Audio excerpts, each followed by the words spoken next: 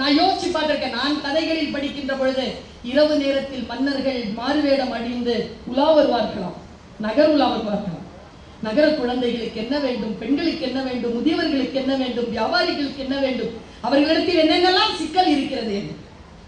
அப்படி தேடி தேடி பார்த்து தன்னை அரசியலில் முன்னிறுத்திய தன்னுடைய சைதை தொகுதி வாழ் மக்களுக்காக நகர் வலம் வந்து தன்னுடைய கடமையை மிகச் சரியாக செய்து கொண்டிருக்கக்கூடிய ஒரு அமைச்சர் நமக்கு கிடைத்திருக்கிறார். குழந்தைகளே, அவருக்கு இப்படி சொல்ல வேண்டும் என்று தோன்றுகிறது. அவருக்கு கடவுள் நம்பிக்கை கிடையாது, எனக்கு இருக்கு இல்லையா? குடி செய்வல் என்னும் ஒருவருக்கு தெய்வம் மடித்தச்சு தான் முந்துரும். என்ன அர்த்தம் தெரியுமா ஐயா? அவருக்கு மட்டும் நான் சொல்லல குழந்தைகளை, உங்களுக்கும் சொல்லுகிறேன், எனக்கும் சொல்லுகிறேன்.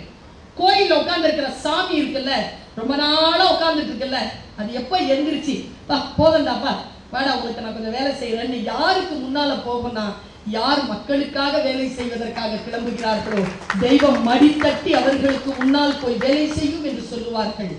எத்தனையோ நலத்திட்டங்களை உங்களுக்காக கொண்டு வந்து தந்திருக்கிறார்.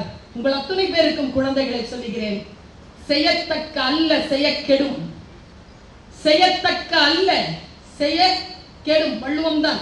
எது செய்யக்கூடாதோ அதை செய்தால் சூழல் கெட்டு போகும்.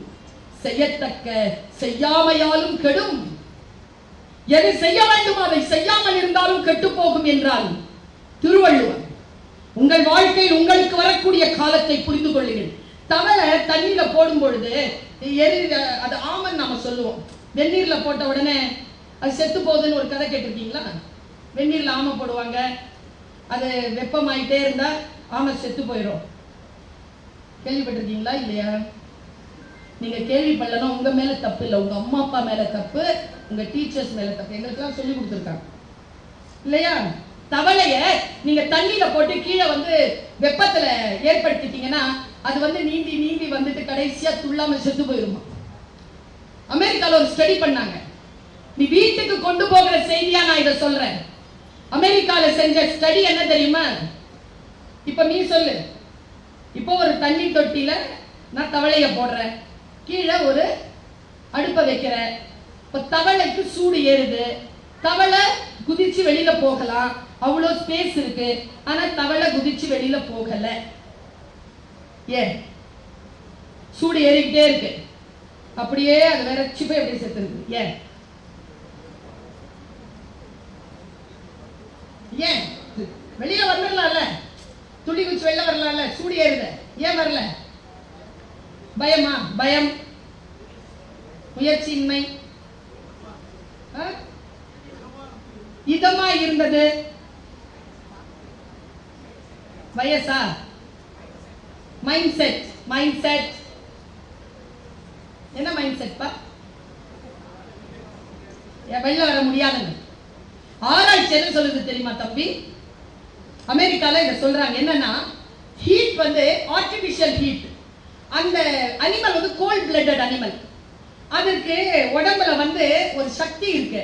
அது தண்ணியிலே இருக்கும், தரையிலயும் இருக்கும். தண்ணியில இருக்கும்போது சூரிய வெளிச்சம் வந்துச்சுன்னா அது உடம்புல இருக்கக்கூடிய எனர்ஜியை வெளிப்படுத்தி அந்த ஹீட்டை சமாளிச்சுக்கும். இந்த தவளை ஏன் சாகுதுன்னா, அது ஸ்டார்ட் பண்ணும்போது ஹீட்டை ஸ்டார்ட் பண்ணும்போது இதமா இருக்குன்றதுனால அது சகிக்காது, தன்னால சமாளிச்சுக்க முடியும்னு எனர்ஜியை அனுப்பும். எனர்ஜி அனுப்ப அனுப்ப அது ஹீட் அதிகமாகி எனர்ஜி ஃபுல்லா அனுப்பிடும் சமாளிக்கிறதுக்கு. ஹீட் பாயிண்ட் அடிக்கும் பாரு, வெளியேறுவதற்கு எனர்ஜி இல்லாம செத்து போயிருமா. நமக்கு சொல்ற பாடம் என்ன தெரியுமா? சமாளிச்சுக்கலாம் சமாளிச்சுக்கலாம் சமாளிச்சுக்கலாம்னு இருக்காத. ஃபர்ஸ்ட் ஹிட் பண்ணும் பொழுதே டக்குன்னு எழுந்துச்சு எனக்கு இது பிரச்சனை இருக்கு என்று சொல்லக்கூடிய அந்த வாய்ப்பை நீ பெற்றுக்கொள். அது உன் ஆசிரியராக இருக்கலாம், உன் பெற்றோராக இருக்கலாம், இல்லையா இதோ இவர்கள் தருகின்ற ஹெல்ப்லைனாக இருக்கலாம். எதையேனும் பயன்படுத்தி என் குழந்தையை வாழ்க்கையில் ஜெயிக்க பிறந்தாய் என்பதனை இந்த உலகத்திற்கு திரும்பி பார்த்து சொல்லிவிட்டுதான் இந்த உலகத்தை விட்டு நாம் போக வேண்டுமே தவிர, அதற்கு முன் இந்த உலகத்தை விட்டு போவதற்கு எந்த ஒரு சூழ்நிலையையும் அனுமதிக்க கூடாது. ஆற்றல் பெற வேண்டும், தன்னம்பிக்கை பெற வேண்டும், சூழல்களை சரியாக புரிந்து கொள்ள வேண்டும். இப்படி சொல்லி நிறைவு செய்கிறேன்.